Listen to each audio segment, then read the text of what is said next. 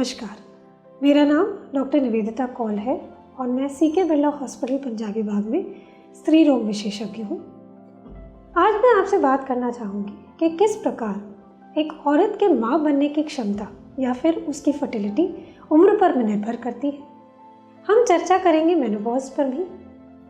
तो हम ये सब जानते हैं कि जैसे जैसे एक औरत की उम्र बढ़ती है उसकी फर्टिलिटी या माँ बनने की क्षमता कम हो जाती है। यह एक इम्पॉर्टेंट टॉपिक है क्योंकि हम जानते हैं कि आजकल अधिकतर महिलाएं और अधिकतर कपल्स अपनी प्रेगनेंसी प्लानिंग को अपने 30s या 40s में शुरू करते हैं। जैसे जैसे औरत की उम्र बढ़ती है उसकी फर्टिलिटी डिक्लाइन होती है। एक औरत की पीक फर्टिलिटी उसके 20s में होती है।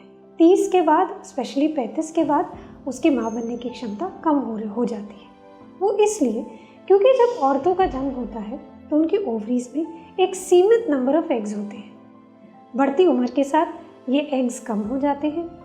ना केवल इनका नंबर कम होता है, एग्स की क्वालिटी भी खराब हो जाती है। बढ़ती उम्र के साथ यूट्रस या गर्भाशय से रिलेटेड प्रॉब्लम्स जैसे कि फाइब्रॉइड्स या रसौली और ओवरीज से रिलेटेड प्रॉब्लम्स जैसे एंडोमेट्रियोसिस भी सामने आते हैं, जो एक औरत के रिप्रोडक्टिव पोटेंशियल या उसकी फर्टिलिटी को और भी अफेक्ट करते हैं। तो अगर आपकी उम्र 35 से ज़्यादा है और आप पिछले 6 महीने से कोशिश कर रहे हो और प्रेगनेंसी नहीं हो पा रही, तो मैं ये राय दूंगी कि आप अपने स्त्री रोग विशेषज्ञ को ज़रूर कंसल्ट करें। अब हम थोड़ी चर्चा कर लेते हैं मेनोपॉज पर। तो जैसे कि हम जानते हैं कि उम्र के साथ एक औरत के रिप्रोडक्टिव ऑर्गन्स, उसके गर्भाशय में चेंजेस आते हैं और ये परिवर्तन आते हैं परिवर्तन होने वाले हार्मोन लेवल्स की वजह से। तो एक इम्पॉर्टेंट चेंज जो एक औरत की लाइफ में आता है वो होता है जब उसके मासिक हमेशा के लिए बंद हो जाते हैं, जिसको हम मेनोपॉज कहते हैं। तो मेनोपॉज क्यों होता है? मेनोपॉज होता है क्योंकि हमारी ओवरीज काम करना बंद कर देती है, अंडे बनाना बंद कर देती है और एक हार्मोन एस्ट्रोजन बनाना बंद कर देती है। हमारे देश में नॉर्मल मेनोपॉज होता है अराउंड 50 साल की उम्र में, पर ये 45 से लेकर 55 की उम्र तक हो सकता है। जो पीरियड्स में चेंजेस आते हैं जिनकी वजह से इवेंचुअली मेनोपॉज होता है, वो चेंजेस मेनोपॉज से पहले 2-3 साल शुरू हो जाते हैं। क्या चेंजेस होते हैं? पहले तो पीरियड्स थोड़ा जल्दी आते हैं और उसके बाद पीरियड्स डिले होने लगते हैं और धीरे धीरे ब्लीडिंग कम कम होती जाती है और इवेंचुअली पीरियड्स बंद हो जाते हैं।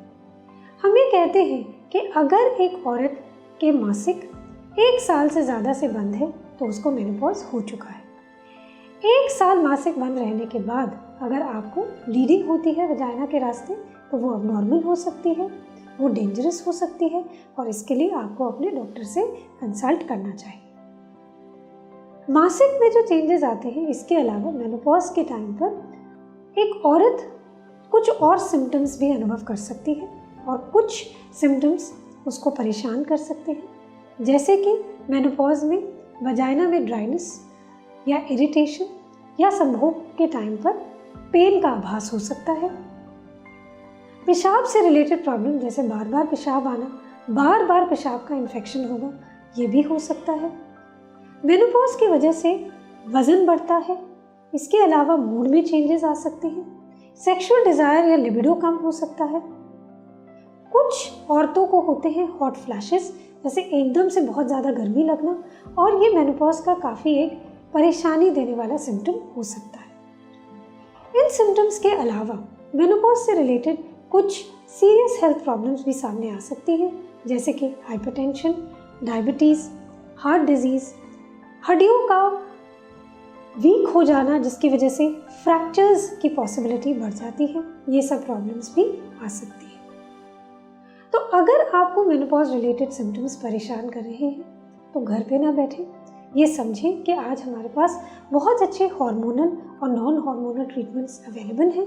आप अपने स्त्री रोग विशेषज्ञ से कंसल्ट करें जो आपको हेल्प करेंगे अपने मेनोपॉज से कोप अप करने में। और इन द एंड मैं ये कहना चाहूँगी कि एज से रिलेटेड औरत के बॉडी में जो चेंजेस आते हैं उनको कोप अप करने में एकमात्र इम्पॉर्टेंट सोल्यूशन है लाइफस्टाइल मॉडिफिकेशन। नियमित रूप से एक्सरसाइज करना, हेल्दी खाना खाना, प्रोसेस्ड या जंक फूड अवॉइड करना, होल फूड्स खाना, स्मोकिंग और अल्कोहल से दूर रहना और इसके अलावा स्ट्रेस अवॉइड करना।